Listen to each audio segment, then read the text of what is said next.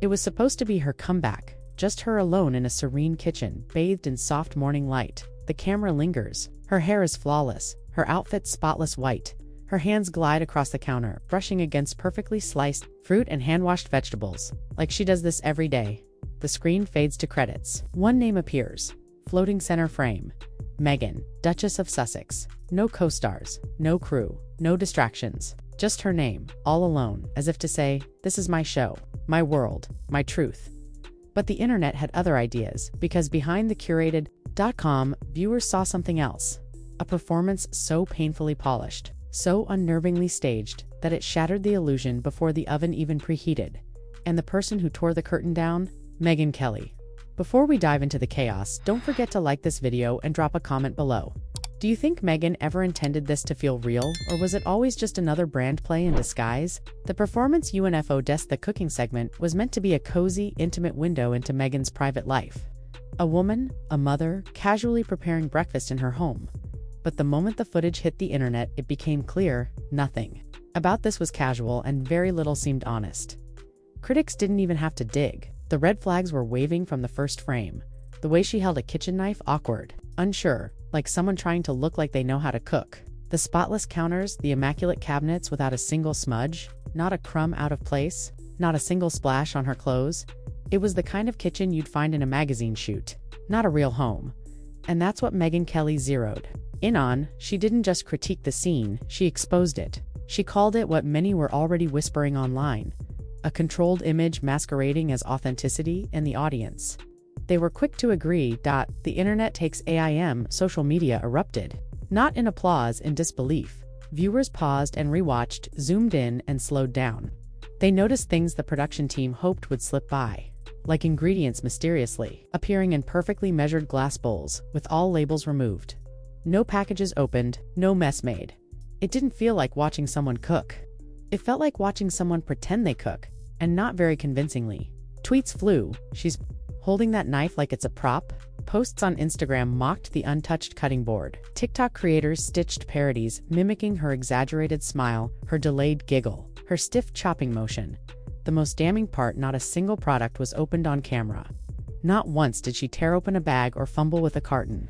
Everything was prepped pristine, lifeless, like it had been teleported from a Pinterest board. And just when the criticism was reaching a boiling point, Megyn Kelly stepped into the spotlight and didn't hold back. Megyn Kelly, STRAKS, and her podcast, Kelly went full throttle. She didn't tiptoe around the issue or sugarcoat her words. She called the segment what it was, a staged ad disguised as a heartfelt moment. Her voice dripped with disbelief as she recounted the overproduced visuals, the sterile kitchen, and Megyn's oddly detached mannerisms. This wasn't a cooking show, she said.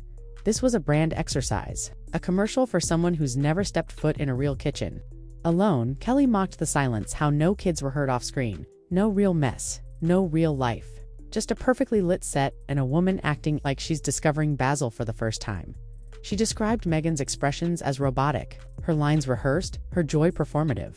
But that wasn't the worst part. It gets deeper. Megyn Kelly didn't just throw shade, she flipped the lights on with surgical precision. She deconstructed the entire presentation. Every glance, every phrase, every pan of the camera exposed. This wasn't storytelling, she said.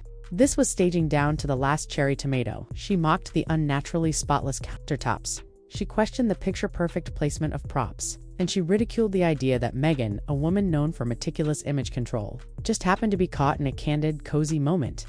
Even the way Megyn referred to her husband felt rehearsed. She didn't say Harry like a partner would. She said my husband, like someone sticking to a script, avoiding anything that might sound too casual or intimate. As Kelly put it, it wasn't warm, it wasn't human, it was hollow. And this wasn't just her opinion, this was the consensus echoing across every corner of the internet. But the public wasn't the only group cringing behind the scenes. Netflix was watching too. The silent backlash behind the SCNEs. Netflix executives had expected something entirely different. According to insiders, the pitch for this segment was simple, raw, relatable, real. A peek into Megyn's daily life. A glimpse behind the veil. Something that made her feel human again. What they got instead. A luxury kitchen ad. Sources close to the production described the early cuts as emotionless, sanitized and commercialized beyond belief. One executive reportedly shook their head after the first screening, saying, "It doesn't feel lived in, it doesn't feel true." From the sterile set to Meghan's oddly polished delivery, the project felt like a marketing campaign, not content. And that's a problem when your brand is banking on vulnerability, and relatability. Didn't take long for that disappointment to trickle down to viewers. The audience reaction. SIOD. What hurt Meghan's image most wasn't Kelly's mockery. It was how instantly believable that mockery felt, because deep down, viewers agreed. They didn't feel invited into Meghan's life.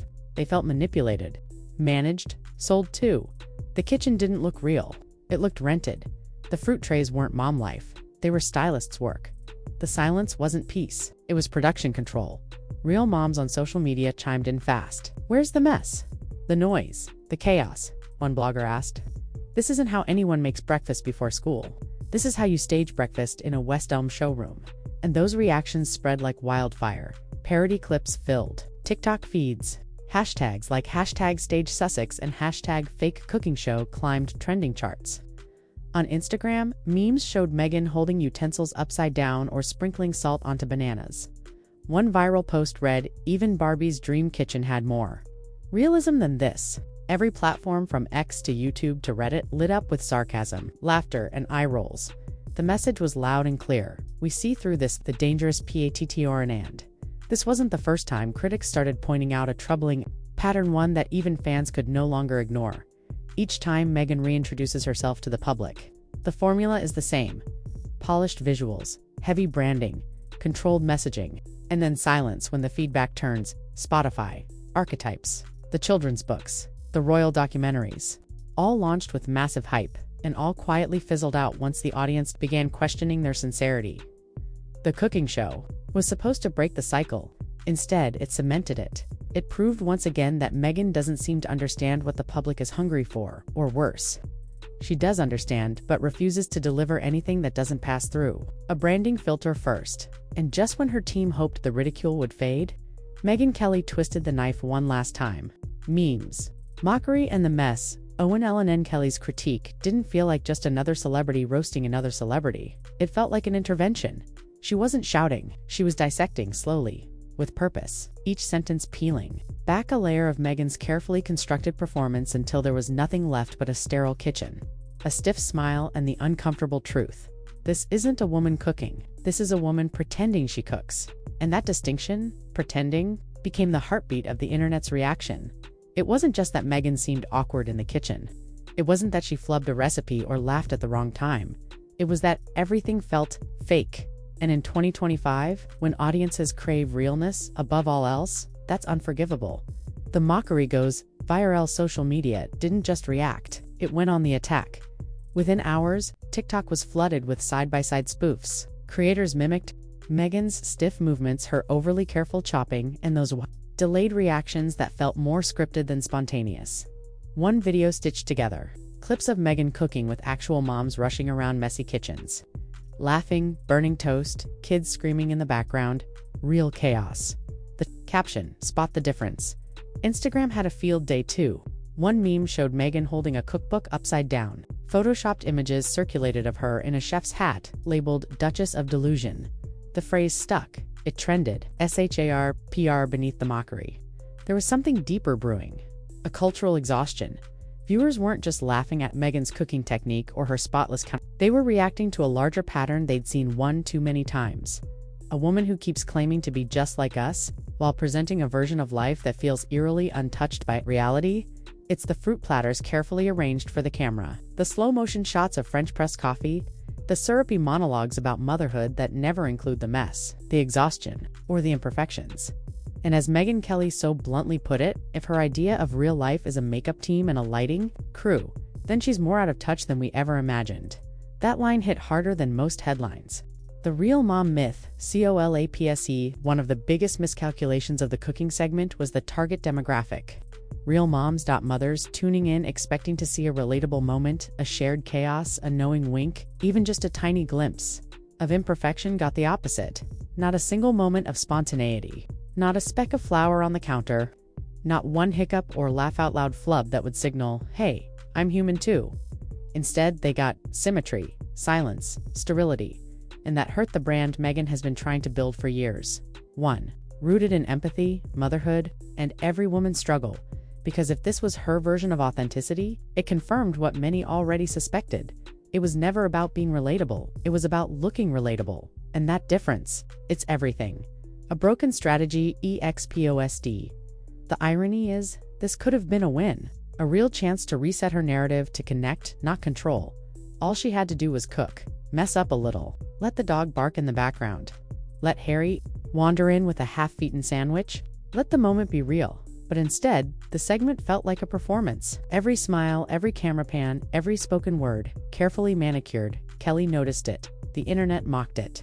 Netflix cringed behind closed doors, and as the pressure built, Megyn stayed silent again, letting the criticism grow unchecked. While the narrative unraveled on its own, but just when it felt like things couldn't get worse, the backlash reached the boardrooms. When the spotlight burns behind closed doors, things weren't calm, according to insiders. Netflix execs were stunned, not just by the public reaction, but by the gap between what they were promised and what they got. The segment had been pitched as something heartfelt, intimate, vulnerable, a way to humanize Megyn and breathe fresh life into her image after years of controversy. What arrived instead? An infomercial. Behind the scenes, words like overproduced, soulless, and tone-deaf floated between departments. One source allegedly said, "We didn't greenlight a luxury kitchen catalog." It wasn't just bad PR, it was a reputational risk. Netflix has already taken heat for elevating celebrity projects that don't deliver substance. Viewers are growing more skeptical, more vocal.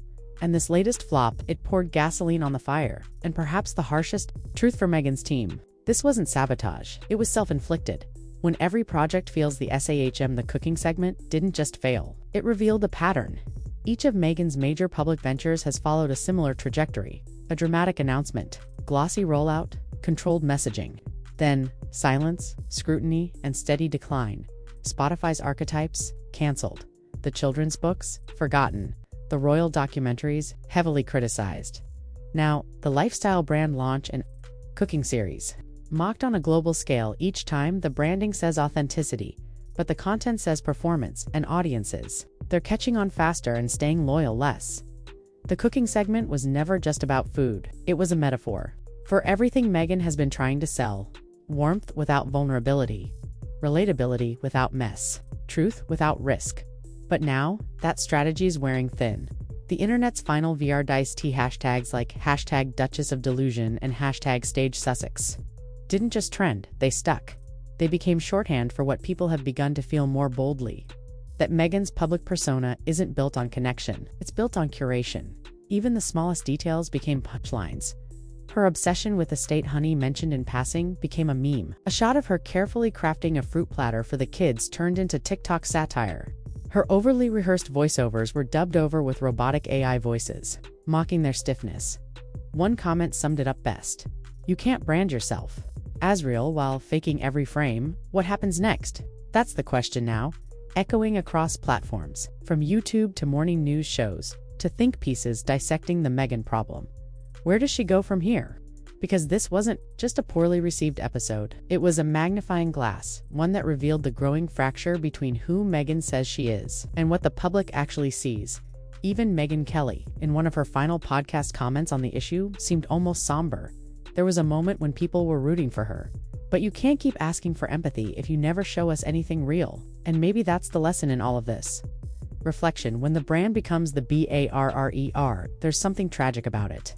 Really, for all her resources, for all the platforms at her disposal, Meghan Markle still hasn't figured out the one thing her audience truly wants: not perfection, not performance, just presence. People don't need a Duchess in designer whites slicing heirloom tomatoes on marble counters. They need someone willing to spill something, laugh about it, and keep going. That's what builds trust. That's what makes a moment stick. But Megyn chose the safer route again. And now, as the smoke clears from this latest PR wildfire, she's left with a kitchen no one believes she cooks in, and a brand no one is buying. The Netflix segment was meant to be a fresh start. Instead, it may be the final sign that her image, much like that fruit platter, is all presentation. No flavor. If you made it this far, hit that like button. And let us know in the comments, can Megyn ever rebuild public trust? Or has the audience already moved on?